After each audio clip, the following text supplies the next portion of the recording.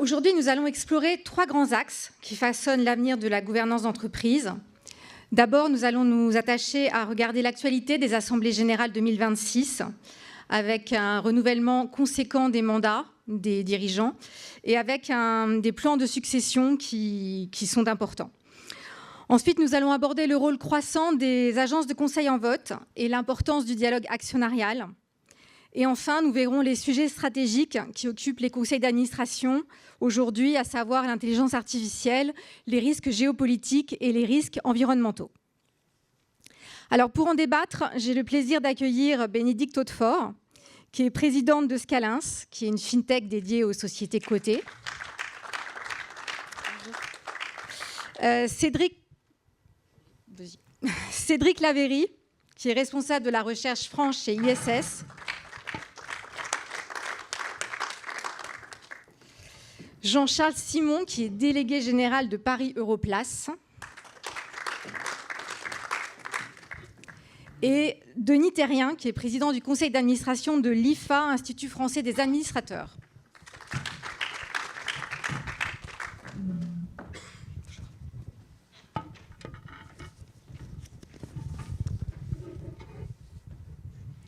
Voilà, entrons directement dans le vif du sujet. On va commencer par un constat. Donc 2026, c'est un tournant important dans la gouvernance des dirigeants du CAC 40 parce que des mandats de nombreux dirigeants arrivent à échéance. On a 15 présidents non exécutifs, 5 PDG et 6 DG.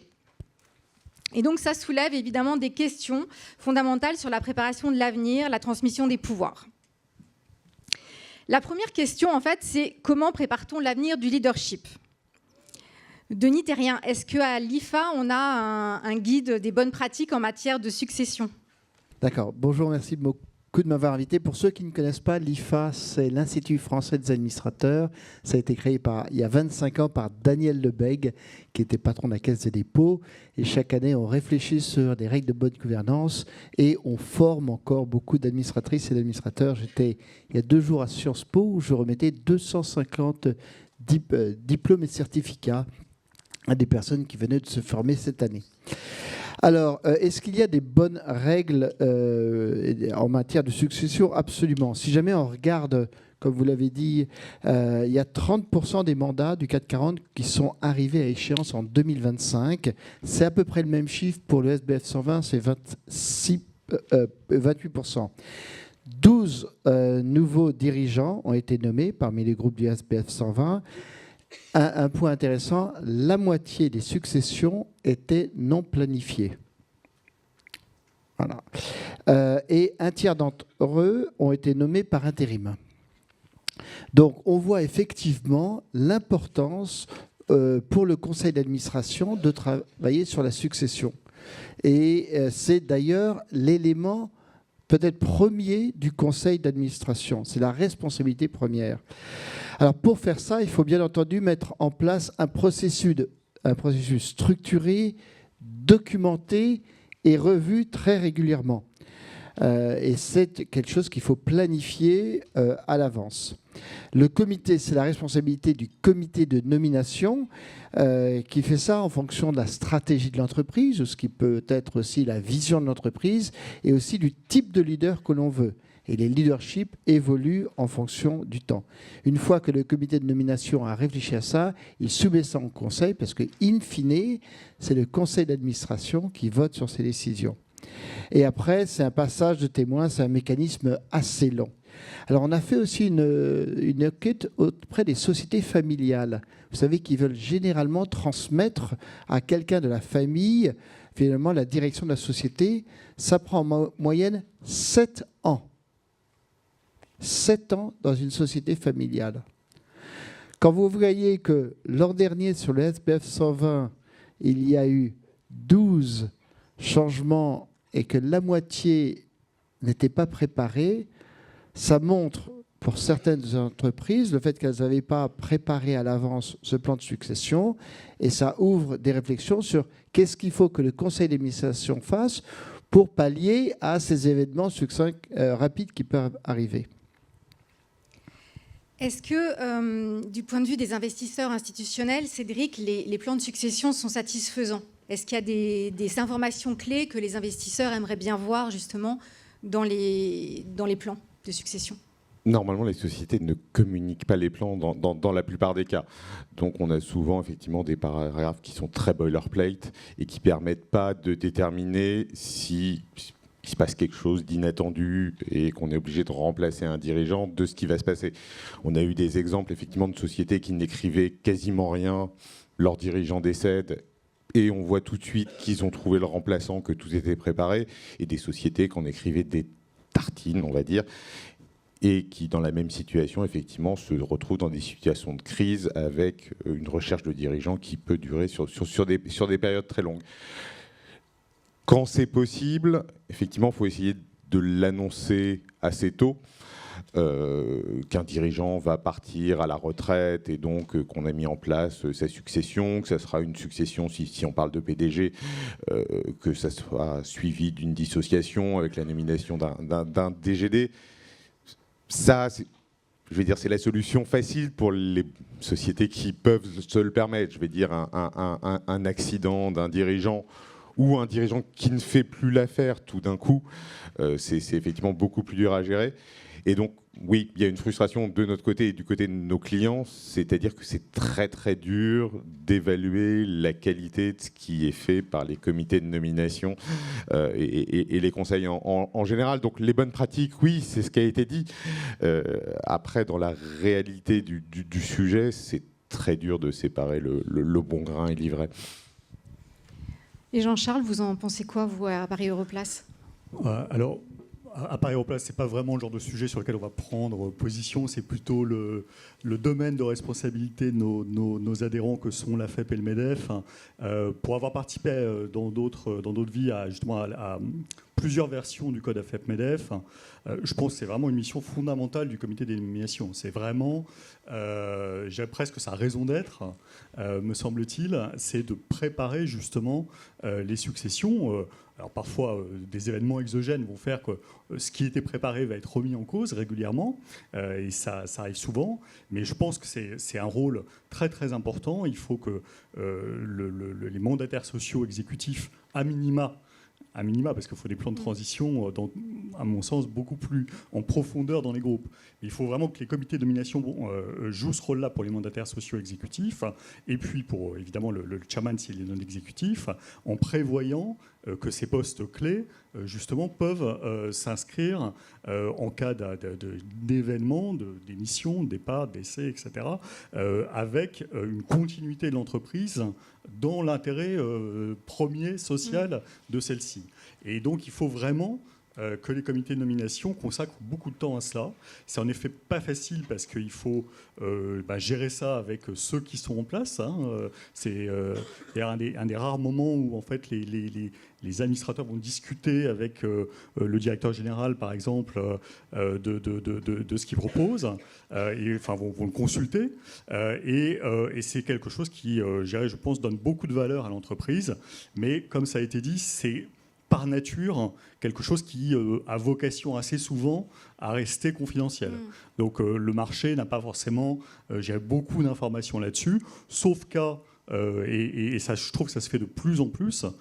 Par exemple, il y a une transition assez remarquable dans le groupe Vinci, pour donner cet exemple-là, où justement ça se prépare sur plusieurs exercices, y compris parfois par un détachement des fonctions de président et directeur général, puis par le départ du président, et que tout ça est annoncé suffisamment à l'avance. C'est, je pense, qu'on peut faire probablement de mieux à l'égard du marché. Après, il faut encore évidemment que les personnes choisies soient les bonnes et que le processus ait intégré pleinement l'intérêt de l'entreprise. Mais c'est a priori quelque chose de très positif. Donc on a parlé succession, on va parler maintenant sur la durée des mandats. Alors un mandat en France, c'est en général entre 4 et 6 ans pour un administrateur. Au Royaume-Uni, c'est 1 an. Alors je crois que vous avez travaillé sur la durée des mandats. Et est-ce que vous pensez que limiter la durée des mandats, c'est une bonne chose, ou est-ce que vous pensez que ce n'est pas la bonne chose ? Alors, si je ne dis pas de bêtises, maintenant, on a une limitation à 12 ans pour les mandats des administrateurs, tous les 4 ans. avec un renouvellement tous les 4 ans au plus. Ouais. J'ai l'impression que la tendance est d'ailleurs de raccourcir encore ces durées de mandat, d'être plutôt sur 3 ans, qui devient, j'ai l'impression, de plus en plus pratiqué. Et il y a aussi une chose importante, c'est l'échelonnement, enfin le fait que tout le monde n'arrive pas à échéance au même moment. Hein, il y a un renouvellement progressif et partiel du Conseil, avec donc, je dirais, un mouvement qui fait qu'il n'y a pas d'un coup que des nouveaux pour éviter cette situation. C'est quelque chose, à titre personnel, j'ai toujours trouvé ça très, très, très difficile à juger, y compris au titre de l'administrateur indépendant. Est-ce que l'administrateur est plus indépendant de la direction générale parce qu'il est nouveau ou parce qu'il est là depuis longtemps? C'est loin d'être si trivial que ça comme réponse, mais je comprends que la demande, en tout cas, des actionnaires était de poser une limite dans le temps et qu'il fallait ce qui, avant, pouvait être fréquemment dépassé, soit limité à cet horizon des 12 ans.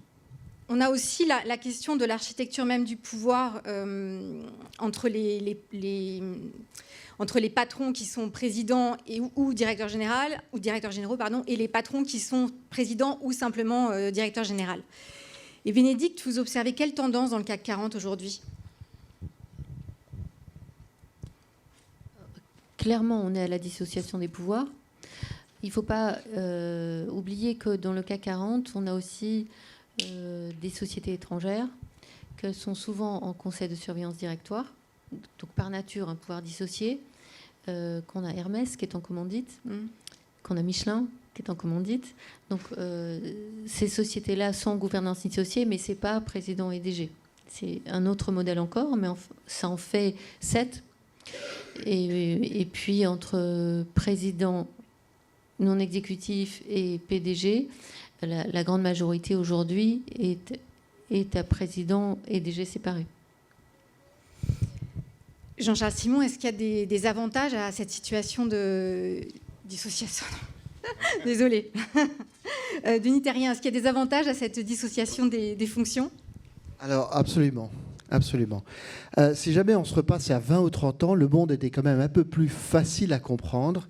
Et donc, pour gérer, et les entreprises étaient généralement plus petites. Donc, on avait cette idée de PDG. Les Anglais étaient passés sur la dissociation il y a très, très longtemps. Ce que l'on voit aujourd'hui, c'est que le monde est beaucoup, beaucoup plus complexe. On parle de la mondialisation ou des géopolitiques. On parle de la digitalisation ou de l'IA. On parle des changements d'aspiration dans les clients, dans les employés, et on parle de l'arrivée d'énormément de parties prenantes qui viennent challenger le conseil d'administration. Et effectivement, ces fonctions de président et de DG sont de plus en plus complexes. Deuxièmement, si jamais on regarde fondamentalement, ce que doit faire un DG, c'est gérer le court terme, s'assurer que l'année est faite. Il y a un budget, il faut le délivrer. Et donc, l'image que l'on emploie à l'IFA, c'est de dire que le DG doit passer 50 à 60% de son temps sur le court terme, sur l'année, à peu près 30% de son temps sur le moyen terme et 10 à 20% sur le long terme. Le conseil, c'est l'inverse. L'impact du conseil d'administration sur le très court terme est près de 0. C'est pour ça que le conseil d'administration doit passer à peu près 50 à 60% sur le long terme. C'est-à-dire quelle est la stratégie que l'on veut, quel est le leader que l'on veut d'ici 3 à 5 ans dans le plan de succession, quels sont les risques que l'on pourrait avoir, 20 à 30% sur le moyen terme et 10 à 20% sur le court terme. Et donc là, on voit non seulement un monde beaucoup plus complexe, mais aussi une temporalité différente. Et peu de gens sont aussi géniaux pour pouvoir tout faire ensemble. Alors pourquoi aussi c'est bien d'avoir la séparation des pouvoirs? Premièrement, parce que comme ça, la position du président au sein du Conseil peut être claire. Il a une fonction et il peut donc animer la réflexion et s'assurer que tout le monde travaille vraiment dans sa ligne à délivrer ce que le Conseil doit faire. Deuxièmement, il y a toutes les relations avec les administrateurs, qui prend du temps, et aussi avec les actionnaires et autres parties prenantes. Et ça prend de plus en plus de temps. Troisièmement, il doit aussi contrôler un petit peu ce que fait le DG. Le président ne va pas se contrôler lui-même si jamais il est le DG. Et ça fait partie aussi des bonnes règles. Il doit s'assurer des respects de la bonne gouvernance. Donc lui aussi, le président doit continuer de se former sur quelles sont les dernières règles de bonne gouvernance. Et enfin, vis-à-vis du DG, c'est bien d'avoir un sparring partner. Le monde étant tellement complexe, on peut voir que les sociétés qui performent le mieux ont une bonne relation entre le président et le DG. Ils ne sont pas obligés d'être toujours d'accord, mais en revanche, qu'ils puissent se parler régulièrement. Et ayant été personnellement DG, puis PDG, puis P sans être DG, je vous dis qu'être DG, des fois, c'est bien d'avoir quelqu'un à qui on peut aller soit demander des conseils, soit exploser quand c'est trop difficile. Parce que DG, on a toute la pression et c'est des fois très difficile et on ne peut pas exploser avec n'importe qui. C'est bien d'avoir un président dans lequel on peut finalement déposer un petit peu ses valises et dire voilà où j'en suis, j'ai besoin d'un petit peu d'aide. Alors, un autre sujet aussi dont on a parlé tout à l'heure, c'est sur la succession. Si jamais il y a des successions brutales, avoir quelqu'un qui est là et qui peut encore tenir le bateau, ça sert à quelque chose. C'est pas pour ça que le président restera DG, mais si jamais il y a, on ne sait jamais, un décès ou quelqu'un qui part immédiatement, eh bien, on peut quand même avoir encore un capitaine dans le bateau, et ça aide. Et aussi, ça dédramatise les successions. Parce que si jamais le président va rester là, et peut-être qu'un DG va venir, et donc ça peut aussi dédramatiser des successions, ou plutôt accompagner ces transitions. C'est pour ça qu'au niveau de l'IFA, on ne voit que des bienfaits à avoir des rôles dissociés. Alors, on n'émet pas une règle stricte. Déjà, ce n'est pas à nous, ce serait plutôt au code AFEP-MEDEF, il faut le faire au code MEDEF, hein. Ou en Angleterre, où ils sont obligés de le faire.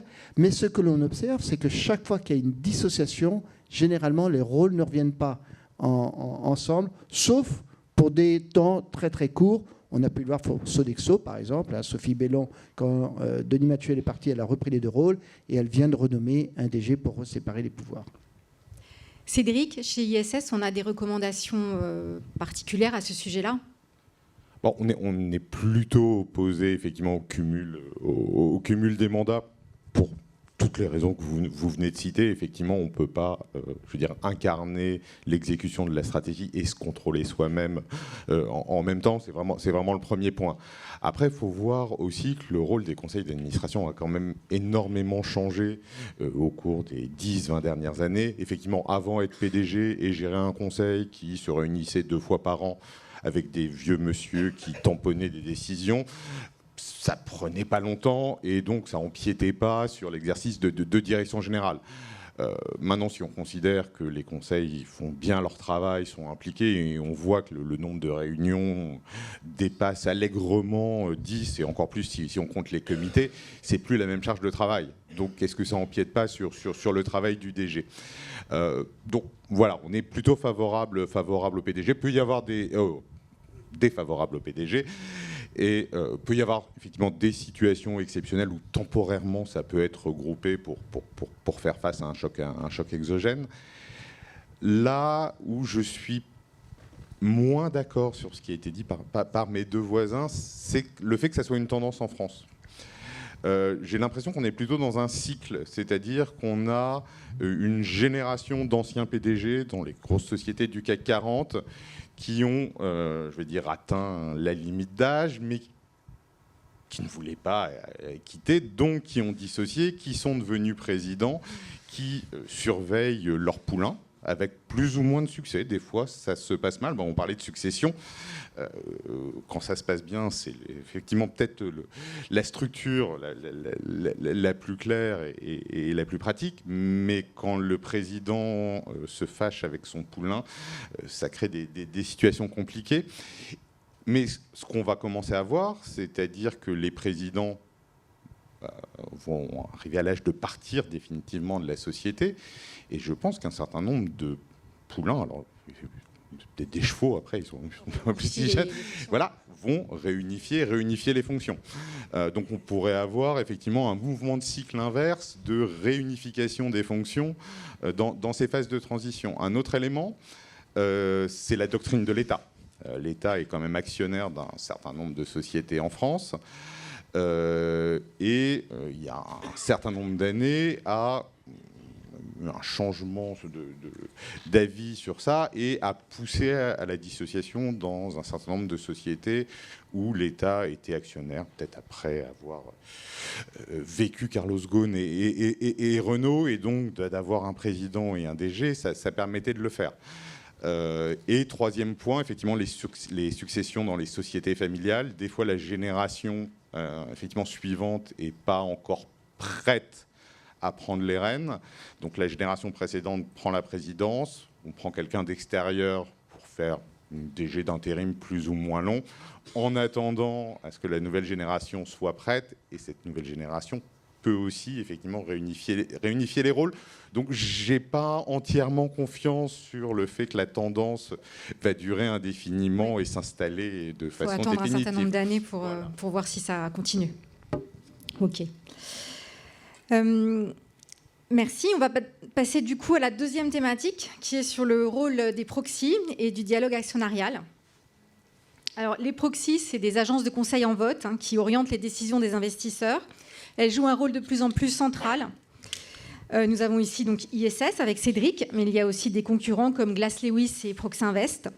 Et pour les entreprises, il est évidemment important de comprendre leur fonctionnement. Alors, Cédric, quel est précisément le rôle des agences de conseil en vote ? Alors, ce n'est pas d'orienter du tout le vote des actionnaires, enfin, de nos clients. Petit peu. Je vais être plus petit. Non, en fait, on a un prestataire de service et on analyse toutes les documentations d'AG, documents d'enregistrement universel, brochures, pour résumer, condenser tout ça pour nos clients et effectivement les alerter sur les problématiques de gouvernance, de rémunération, de succession si on a l'info, en émettant des recommandations ou pas. ISS, on fait des recommandations, mais il y a d'autres proxys effectivement qui ne font pas de recommandations et qui ne font effectivement que de l'analyse.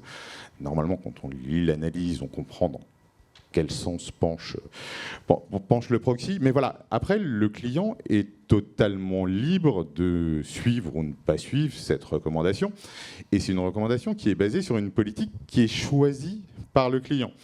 Donc on a plusieurs politiques chez ISS. Il y a la plus connue qui est la politique benchmark, donc qui est faite avec l'ensemble de nos clients. Mais les clients peuvent choisir des politiques qui sont totalement customisées à leurs moyens. Donc en fait, l'utilisation par nos clients et donc par les actionnaires d'Orange par exemple peut être totalement différente d'un actionnaire à l'autre. Il y en a qui vont s'en servir effectivement comme une sorte de résumé pratique, vont faire leur travail en plus. Il y en a qui vont acheter, la recherche de plusieurs proxys pour pouvoir comparer les recommandations et se dire que c'est intéressant quand les recommandations divergent et quand tout le monde est d'accord, c'est peut-être un problème plus facile. Donc voilà, on sert à ça, on sert à aider des grands asset managers ou des asset owners qui ont des centaines, voire des milliers de sociétés en portefeuille et qui malheureusement s'amusent à toutes tenir leurs AG entre avril et juin pour la plupart. Peut-être on peut, pour tout le monde, expliquer aussi que si on a besoin, en termes d'écosystème, d'avoir des proxys, c'est parce que les asset managers ont chacun de plus en plus de lignes à gérer. Quand on dit de plus en plus, ça veut dire qu'en 10 ans, le nombre de lignes par asset manager s'est passé d'une 50aine à 300. Quand on a 300 lignes sur lesquelles on doit voter dans un moment de 6 à 8 semaines, on ne peut pas analyser en profondeur 300 cas. Donc les asset managers vont analyser eux-mêmes les sociétés où ils perçoivent qu'il y a un point saillant, et pour les autres vont se reposer sur les proxys qu'ils prennent comme prestataires et à qui ils font confiance. Donc c'est pour ça que même si tu ne fais pas de recommandation de vote, tu as un pouvoir d'influence très fort. J'espère que ce que j'écris, enfin que ce que mon équipe écrit, est quand même suffisamment convaincant pour orienter parfois pour les clients qui le disent. Non, je pense que pour rebondir sur ce que tu viens de dire, il y a aussi le développement de tout ce qui est gestion passive. C'est les gérants qui ont une gestion active ont souvent effectivement des portefeuilles plus concentrés, donc moins de lignes et des lignes qu'ils connaissent mieux par rapport à la gestion passive qui va répliquer des indices, où là on va se retrouver avec des centaines, voire des milliers de lignes, et des gérants qui n'ont pas forcément une connaissance fine de chaque société en portefeuille. Et est-ce qu'il y a un moment où les entreprises discutent avec les proxys ? Alors là, pareil, tous les proxys sont différents. Il y a des proxys qui ne discutent pas avec les sociétés, parce qu'elles considèrent que ça ne fait pas partie de leur rôle ou du mandat qui leur est donné par leurs clients. Chez ISS, on a fait le choix effectivement de discuter parce qu'on considérait que ça contribuait à l'amélioration de la qualité de nos rapports. Donc on est ouvert au dialogue avec les sociétés en fait tout au long de l'année.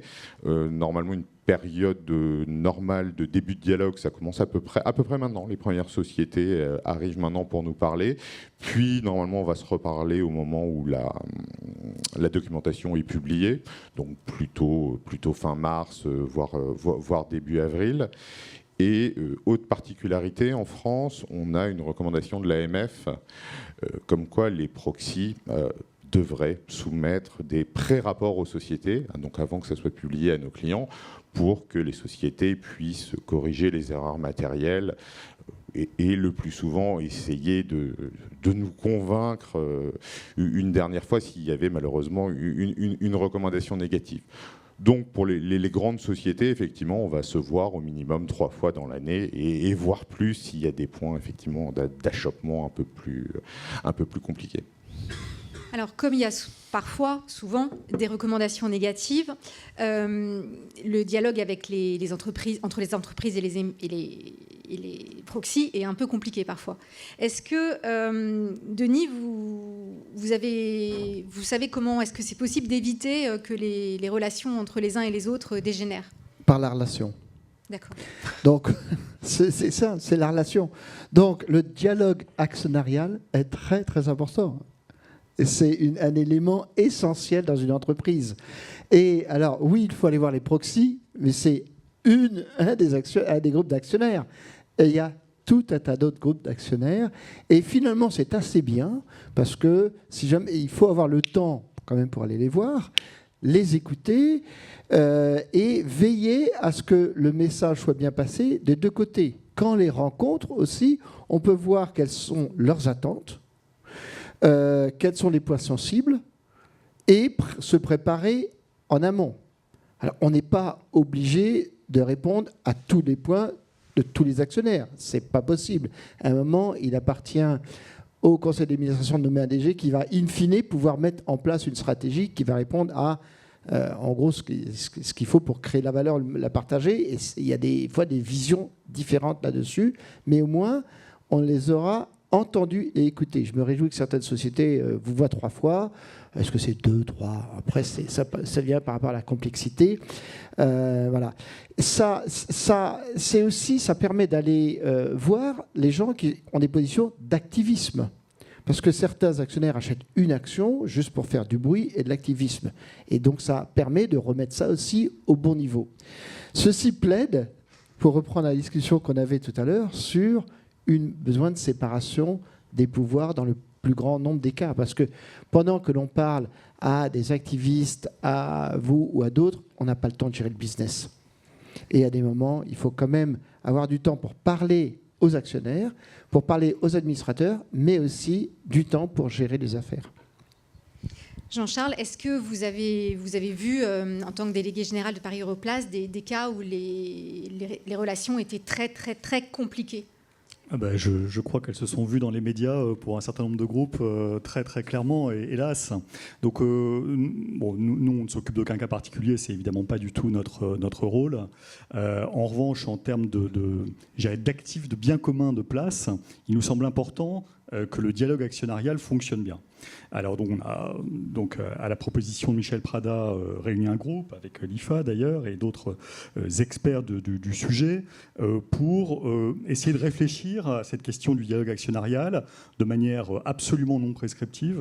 Je suis un grand fervent de la soft law et des bonnes pratiques et pas de la hard law en la matière, parce que je pense que la hard law elle fiche des choses dans un domaine qui doit être avant tout très très spécifique à chaque entreprise et très dépendant d'un contexte. Mais on s'est dit que voilà, un guide du dialogue actionnarial avait du sens pour d'abord exposer les bonnes pratiques des deux côtés, côté investisseur et côté émetteur, raconter, donc on a listé un certain nombre de choses que peuvent faire des groupes. Ça dépend aussi des moyens des groupes, entre un grand groupe du CAC 40 comme Orange et j'ai une entreprise qui est sur Euronext A, mais qui est quand même une petite capitalisation, qui a des petits moyens humains à consacrer à ça, ça ne peut pas être les mêmes attentes des actionnaires. Donc il faut que de manière proportionnée mais volontaire, les groupes se mettent en position d'apporter l'information qui va être justement la mieux comprise, qu'ils vont bien expliquer. Alors évidemment, les résolutions, les moments de l'AG, mais le guide ne parle pas du moment de l'AG, parle du reste de l'année. Et il y a évidemment derrière la question des activistes.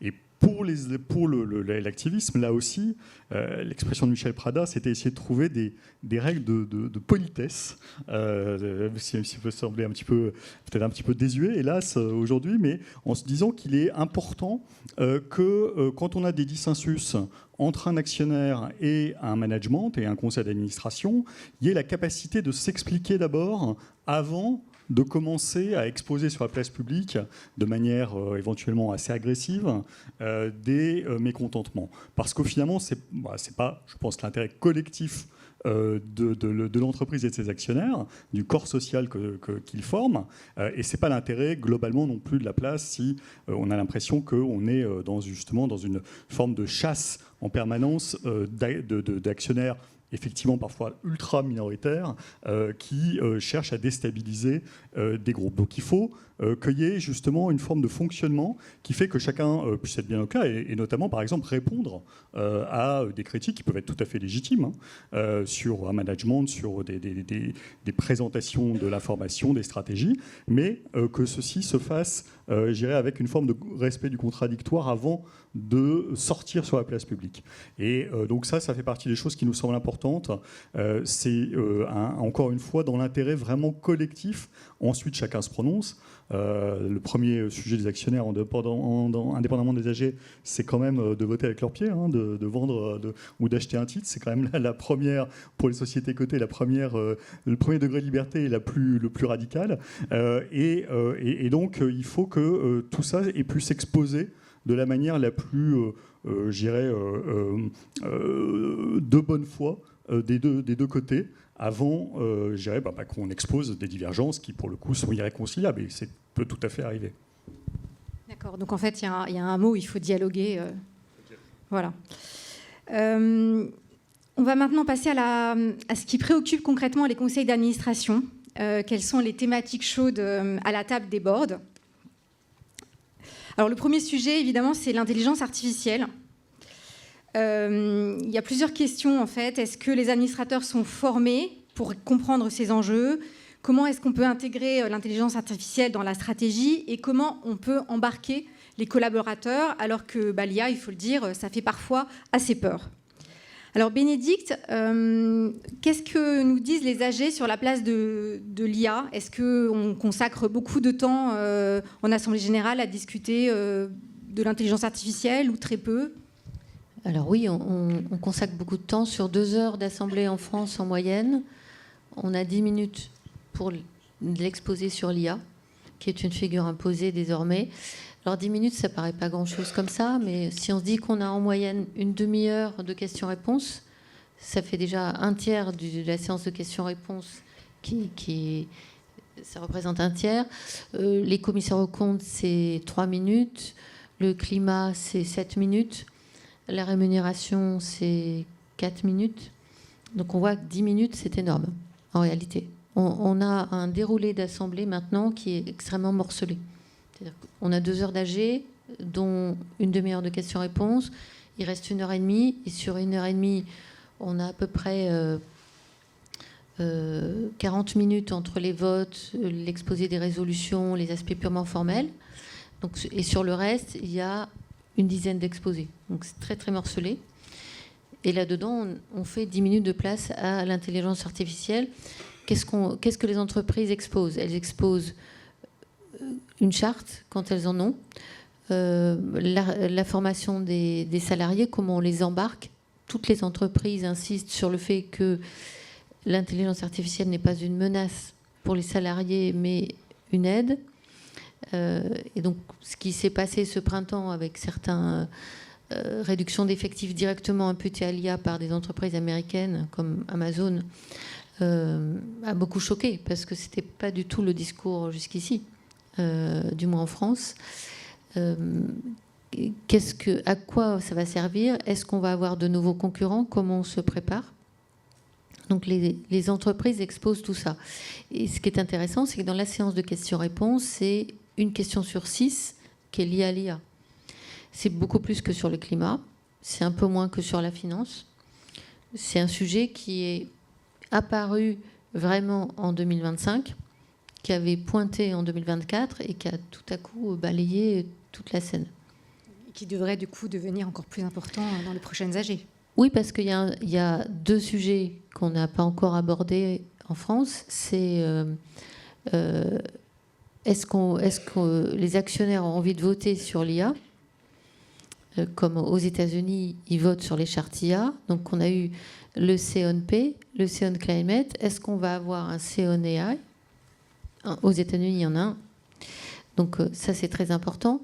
Et puis, le deuxième sujet, c'est comment on articule cybersécurité et IA, qui sont 2 sujets complètement différents. Mais on a massivement intégré dans les boards d'abord des profils de transformation digitale, ensuite des profils d'experts climat, ensuite des profils de cybersécurité. Mais maintenant, on s'est dit, est-ce qu'il faut des experts IA dans les boards, ou est-ce qu'il faut former chaque personne du board? Est-ce que ça doit être quelque chose d'irradiant? Et quelle est vraiment la compétence de cybersécurité par rapport à la compétence, ce qu'on a vu tout à l'heure, par rapport à la compétence IA? C'est quelque chose qui n'est pas encore très clair dans le discours des entreprises et qu'elles vont forcément aborder maintenant. Justement, Denis, comment sont formés les administrateurs en intelligence artificielle? Alors, chaque année, au sein de l'IFA, on fait des baromètres où on regarde ce qui a été travaillé par les conseils d'administration. Et on fait ça avec Ethic & Board. Seulement 28% des sociétés du FBF 120 avaient déclaré travailler sur l'IA. C'est-à-dire que 72% ne l'ont pas fait. Donc ça fait un petit peu froid au dos. Et donc, on a urgence au sein de l'IFA. On a écrit à tout le monde pour dire travailler sur ce sujet. L'Angleterre était à 44%. Donc, encore 1 sur 2 n'avait pas travaillé sur l'IA. Si jamais on compare par rapport à la cybersécurité, c'était 78% des conseils avaient travaillé sur la cybersécurité, 22% n'avaient pas travaillé non plus. Donc là-dessus, on est une nation d'ingénieurs, on n'est pas là où on devrait être au niveau de la cyber et de l'IA. Donc urgence absolue que les conseils d'administration se forment en IA. Oui, c'est bien d'avoir un expert. Il n'y a que 11% des conseils qui déclarent avoir un expert en IA et 13% en cyber. Donc c'est bien d'avoir des experts, mais les experts ne vont pas solutionner. D'autant plus qu'un conseil prend une décision de manière collégiale. C'est la collégialité du conseil qui va prendre la décision. Et donc c'est pour ça qu'il est important que le conseil se forme sur l'IA. En plus d'intégrer des compétences peut-être dans le conseil et surtout dans l'entreprise. Voilà, donc il y a une urgence absolue en France pour que les conseils travaillent sur l'IA. Je suis rassuré de ce que j'ai entendu ici. Orange est dans la bonne disposition, bravo. Mais si jamais vous rencontrez des personnes, challengez-les là-dessus parce qu'on n'est pas au bon niveau pour la France.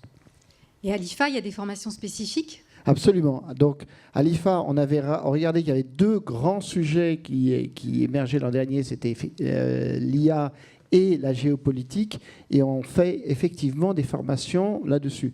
Non seulement on fait des formations sur comment devenir administrateur général ou administrateur de fondation ou de mutuelle, mais aussi on fait des formations sur des thèmes spécifiques.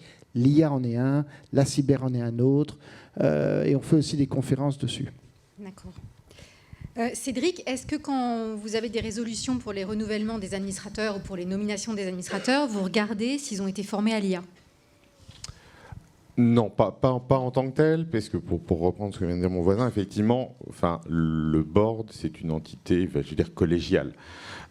Donc c'est sa capacité dans son ensemble à s'emparer du sujet. Et c'est la question qu'on a posée à nos clients, effectivement, cet été, dans une survey qu'on leur envoie. C'était effectivement quelle structure pour le board pour s'en emparer. Est-ce qu'il y avait le niveau de maturité suffisant, comme on a eu le débat sur le climat et sur la RSE, et donc le comité RSE est devenu quelque chose de relativement normal. Est-ce qu'on avait le même niveau de maturité et qu'un comité IA ou cyber ou les deux, ou une attribution dans un comité existant était une bonne approche? La réponse de nos clients, c'est qu'à part pour des sociétés, je veux dire, très exposées dans des secteurs de la tech, les autres sociétés n'avaient pas forcément cette maturité et que d'avoir un conseil, d'avoir un comité du conseil sur le sujet était prématuré. Sur l'expert, pareil, s'il y a un expert, je veux dire, il y a le risque que tous les autres membres du conseil se reposent sur lui et donc qu'il ne porte la voix que sur ça et qu'on aboutisse aussi à des boards composés uniquement d'experts et donc il n'y aura plus de collégialité, ça sera chaque expert qui parlera. Donc je pense qu'effectivement c'est au rôle du conseil de se former et j'irai plus loin que juste se former, c'est aussi avoir accès à l'expertise. C'est-à-dire, au lieu d'avoir l'expert dans le conseil, c'est-à-dire avoir un budget et les moyens de faire venir des experts, alors soit internes si on en a, soit externes quand on a une problématique claire. Et donc, il faut une certaine, autonomie du conseil dans ses choix de formation, d'accès à l'expertise, mais pas seulement sur l'IA et le cyber, ça peut être juridique, ça peut être des banquiers d'affaires, qui sont sans conflit d'intérêt. Voilà. C'est-à-dire pas avoir forcément les mêmes experts que la direction générale, puisqu'on en revient à la séparation des pouvoirs. Le conseil est censé surveiller la direction générale. Donc, s'il y a les mêmes conseils, il y a un risque de conflit. Donc, voilà, des conseils différents, comme ça, il y aura des points de vue différents et une décision finale mieux réfléchie, a priori. Un chiffre qui rend perplexe quand on écoute Cédric, c'est qu'on mesure que moins d'un conseil sur 10 dans le CAC 40 a un budget, a une enveloppe pour dépenser. Et c'est trop peu. Au UK et aux US, les conseils ont un budget. Donc ils peuvent mandater les experts de leur choix. Chez nous, le conseil est sans limite. Donc, comme il n'a pas d'enveloppe, son enveloppe est sans limite. Mais en réalité, ces conseils sont souvent soit les conseils du management, soit des relations du management. Enfin, il y a un manque d'indépendance budgétaire des conseils. Donc ça, on l'analyse, c'est public, c'est dans les règlements intérieurs du conseil qui sont publics. Et c'est quelque chose qui ne pose pas de problème culturel pour l'instant parce que les boards sont habitués à ne pas avoir d'autonomie financière. Mais de plus en plus, s'ils doivent se forger leur propre opinion, il faut qu'ils aient une autonomie financière. Et c'est quelque chose qu'on pourrait voir arriver en France, ces budgets pour les conseils, ou on en est vraiment très très loin? Mais plus nos conseils s'internationalisent, aujourd'hui on est à un tiers à peu près d'administrateurs non français dans le CAC 40, plus ils ont des réflexes venus d'ailleurs, plus ils sont aussi représentatifs de notre base d'investisseurs qui est très internationale, et plus ils trouvent ça anormal et donc ils demandent. Je ne sais pas si Cédric, Denis, Jean-Charles, vous avez cette expérience, mais ça devient un sujet, l'autonomie financière. Jean-Charles ? Oui, en tout cas, la capacité du conseil à pouvoir suivre les sujets de l'entreprise stratégiques, centraux, ou périphériques ou risques, c'est évidemment très important. C'est-à-dire qu'il faut qu'il y ait des conseils qui aient la capacité de challenger la direction générale, qui soient en mesure de le faire. Est-ce qu'il faut après formaliser ça ? Ça dépend, je pense, un peu de chaque cas, parce qu'il y a des entreprises dans lesquelles ça se passe assez naturellement. C'est-à-dire que le conseil va effectivement s'auto-attribuer un budget d'expertise ou de formation sur ça. Et il pourrait être en pratique bloqué par la direction générale, mais il ne l'est pas de facto le plus souvent. Mais je pense, là, on parle de beaucoup de choses là on rappelle des règles de bonne gouvernance, ce qu'il faut faire, comment on peut encore faire mieux, comment il faut continuer de progresser. Je voudrais juste rappeler quand même le contexte. Aujourd'hui, on est dans une situation où il y a de plus en plus d'entreprises qui partent de la cote.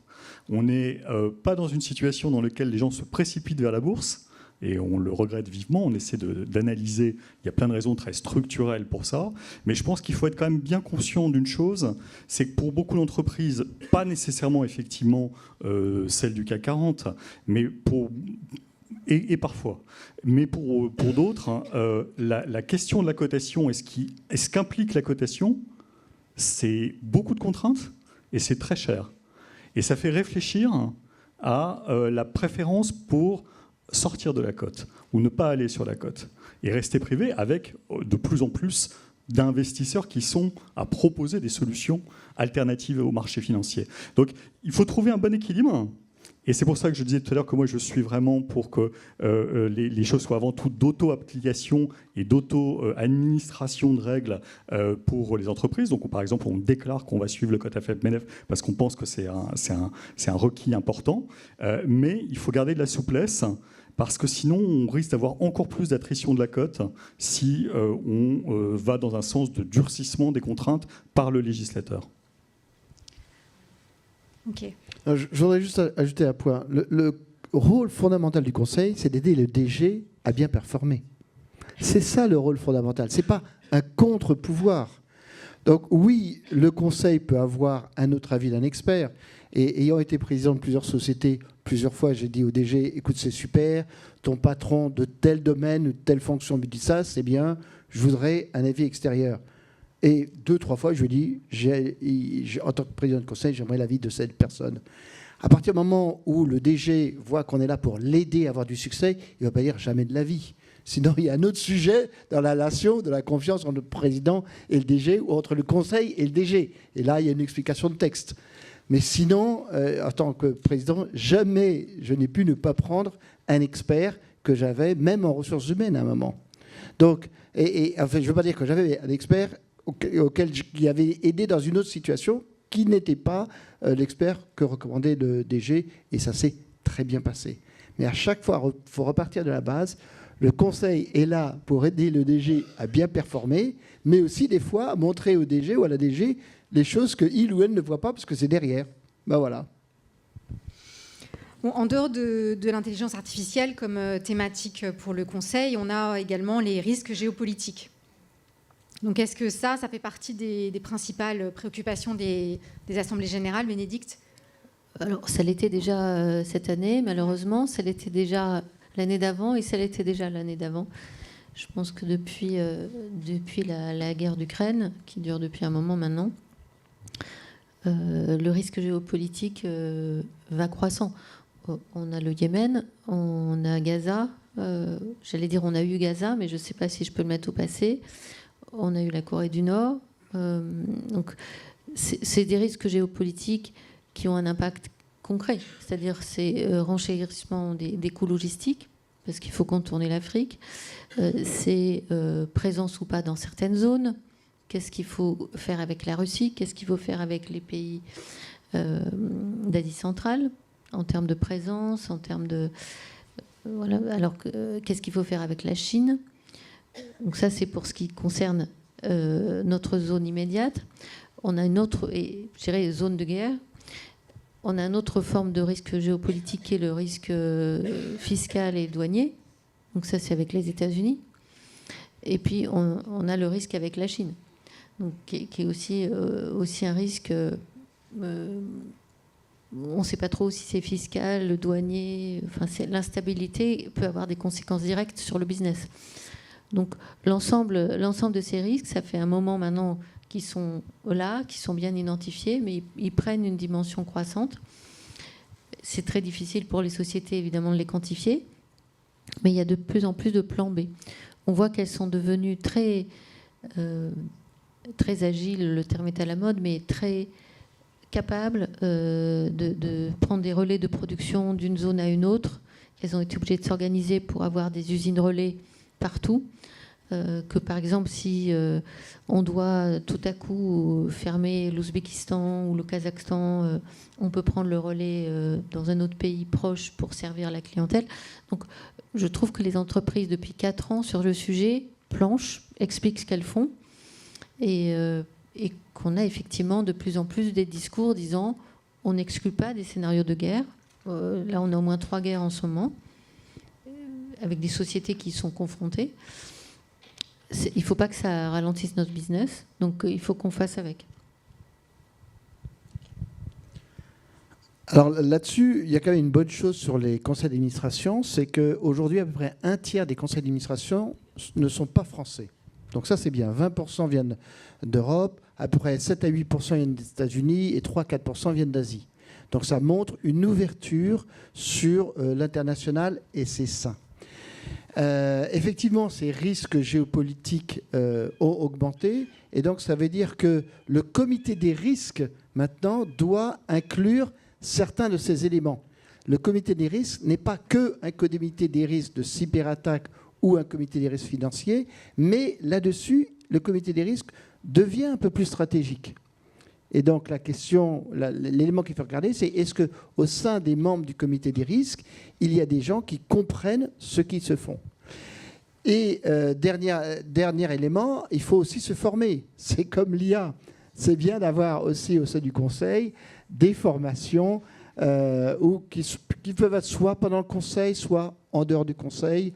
Là, c'est au président du conseil de voir comment il veut organiser ça. Mais c'est aussi bien de se former régulièrement sur ce sujet-là. La dernière thématique, c'est les risques environnementaux. Alors, paradoxalement, cette année, on en a moins parlé. On risque d'en parler de moins en moins. Les directives en Europe on a revu les directives en Europe pour justement alléger les contraintes pour les entreprises. Cédric, est-ce que vous avez un avis, je crois, sur les résolutions climatiques qui sont présentées aux assemblées générales ? Cette année, on a quand même eu la nouveauté de la CSRD dans sa première version que les sociétés avaient travaillé et donc ont sorti les rapports. Ce qui va être intéressant de voir dans les années à venir, c'est, vu que la directive semble aller dans le sens d'une réduction de voilure, est-ce que les sociétés vont le faire ou maintenant qu'elles ont les outils, je vais dire, pour faire la full CSRD d'avant, est-ce qu'elles vont continuer à le faire ? Et comment les investisseurs vont s'en emparer ? Parce que faire de la disclosure utilisée par personne, ça sert pas à grand-chose.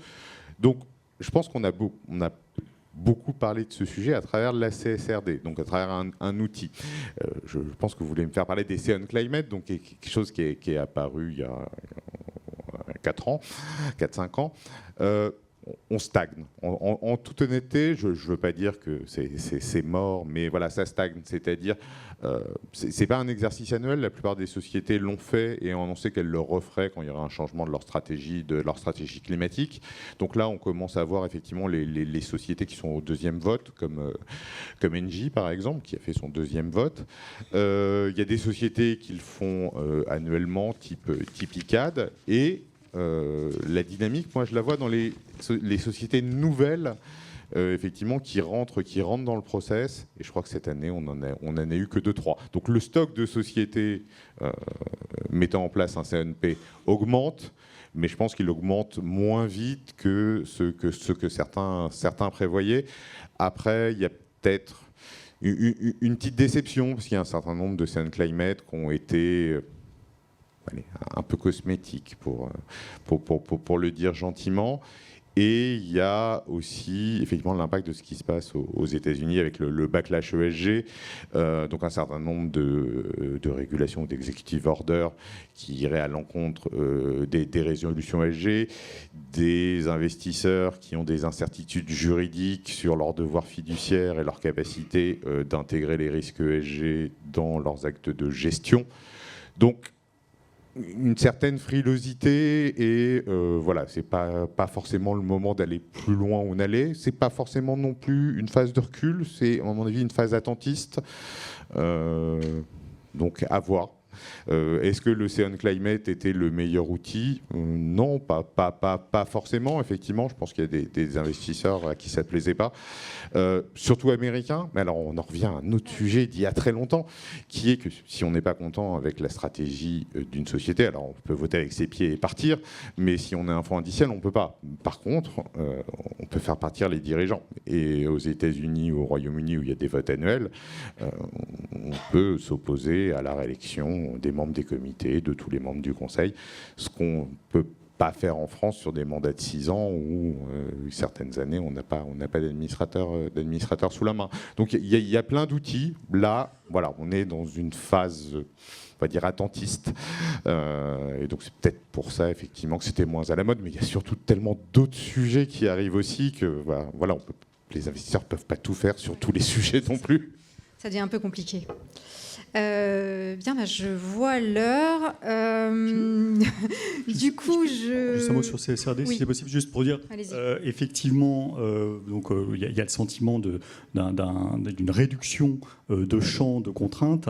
Il faut voir que, en tout cas pour la place de Paris, mais c'est vrai par exemple au moins en Allemagne également, les choses se sont faites dans un dialogue entre investisseurs et émetteurs. C'est-à-dire qu'il y avait le sentiment que l'exercice qui a été fait par les entreprises françaises, pas par d'autres pays, parce qu'un certain nombre de pays n'avaient pas transposé CSRD, c'est contraire à la cybersécurité, c'est la France qui est en avance sur CSRD par rapport à la plupart des pays européens. Donc les entreprises françaises l'ont fait. Les investisseurs eux-mêmes trouvaient que la pertinence de l'ensemble du jeu des critères n'était pas forcément quelque chose de pertinent et qu'on pouvait donc restreindre ce champ à quelque chose de plus utile et de plus efficace en fait en termes d'approche de la politique effective des entreprises. Donc il y a évidemment un sujet de compétitivité avec le reste du monde et d'enjeux là-dessus qui est exprimé par beaucoup d'entreprises et de représentants des entreprises, mais il y a aussi une question du côté des investisseurs de capacité de digérer une information qui pouvait être tout à fait surabondante et qu'il fallait rationaliser. Et puis il faut garder à l'esprit que la partie durabilité, c'est pas que le climat. Et qu'en France, depuis plus de 120 ans, on suit les indicateurs sociaux. Les accidents du travail, c'est depuis qu'il y a des usines en France. Ça fait longtemps qu'on les suit et qu'on les mesure. Il y a des archives incroyables là-dessus. Donc les indicateurs sociaux en France, ça tient aussi à nos gènes, on les suit depuis très longtemps. La santé-sécurité, c'est le premier. La mixité, l'âge des employés, l'absentéisme, le taux de rotation, c'est des indicateurs sur lesquels il y a des historiques en dizaines d'années. Donc le climat, c'est que depuis 2015. Donc c'est assez normal qu'on n'ait pas beaucoup... c'est tellement jeune, c'est assez normal qu'on n'ait pas beaucoup de matière stable encore. On risque d'avoir moins avec les directives. Je pense pas. Non ? Je pense pas. Bon, alors je vois l'heure. Du coup, je vais peut-être laisser la place pour des questions. Si vous avez des... On va en prendre une seule, puisque le temps court. Une question, mon cher Philippe. Et réponse courte, s'il vous plaît. Est-ce que je vais avoir deux questions, mais la réponse peut être brève, comme à l'autre. D'une part, dans le cas où il y a unicité sur une tête des fonctions de président et directeur général, comment voyez-vous le positionnement et le rôle de l'administrateur référent ? La deuxième question, c'est est-ce que vous pensez que les administrateurs sont actuellement suffisamment sensibilisés aux risques juridiques ? À une époque où, d'une part, les amendes peuvent coûter très cher, pas uniquement aux États-Unis d'ailleurs, maintenant, et d'autre part, il y a le risque des actions de groupe qui risque de débarquer aussi plus fortement en Europe? Alors, je peux répondre vite fait aux deux. L'administrateur référent est exceptionnel dans ce type de structure, quand il y a un PDG, et ça marche dans à peu près tous les cas. Ça vient là, et c'est maintenant une pratique qui est courante. Deuxièmement, sur la responsabilité des administrateurs, eh bien oui, administrateurs, on prend une responsabilité pour le groupe et aussi personnelle, et donc il faut se former pour savoir quelle est la responsabilité. Et c'est aussi le rôle du président du conseil d'informer tous les membres du conseil, si jamais des personnes qui sont nouvelles, quelle est leur posture et qu'est-ce ce qu'ils engagent dans le vote qu'ils vont passer. À titre d'exemple, je suis président d'une société qui est détenue par un fonds. Certaines personnes du fonds étaient à mon conseil d'administration. Quand ils étaient au conseil d'administration, ils votaient pour le bien social de l'entreprise, pas pour défendre leur investissement. Et quand il y avait des votes importants, je leur disais toujours, vous êtes membre du conseil, maintenant c'est pour défendre l'entreprise, pas votre investissement. Voilà. À partir du moment où on fait ça, le risque est quand même très limité. Eh bien, si tous les administrateurs font, tout le monde est indépendant. Non, juste pour rebondir rapidement sur l'administrateur référent, effectivement, c'est une pratique importée, notamment des États-Unis, pour, je vais dire, faire un balancier à la combinaison des fonctions. C'est pas du tout normé, donc les administrateurs référents de chaque société ont des périmètres de pouvoir qui sont totalement différents. Et là, maintenant, avec le phénomène de dissociation qu'on voit, on voit même des sociétés qui ont dissocié président et directeur général et qui gardent leurs administrateurs référents. Donc on est sur un objet, je vais dire, un peu flou. Bien. Je dirais sur votre seconde question, la responsabilité juridique en France, elle reste collégiale, donc très théorique. Oui, le risque. Oui, mais l'administrateur, il y a régulièrement des mises en cause d'administrateurs. Le dernier grand, c'était le cas Score, qui est allé à la fois sur le terrain du tribunal de commerce et du judiciaire, mais on n'a pas réussi, la partie d'en face n'a pas réussi à mettre en cause, enfin n'a pas eu gain de cause sur l'administrateur concerné parce que tout est collégial. Donc en France, on est dans un système très particulier où il n'y a pas de risque juridique individuel. Donc, mais il y a quand même des class actions, comme vous le décrivez. Il y a quand même des mises en cause nommément de personnes. Il y a quand même des mises en cause de tout le conseil un par un, chaque personne un par un. Donc, il y a quand même des mises en cause, mais jusqu'ici, et parfois très médiatisées, mais jusqu'ici aucune n'aboutit. Donc, ce risque, il reste très théorique. Bien. Bah écoutez. Merci pour cette conclusion.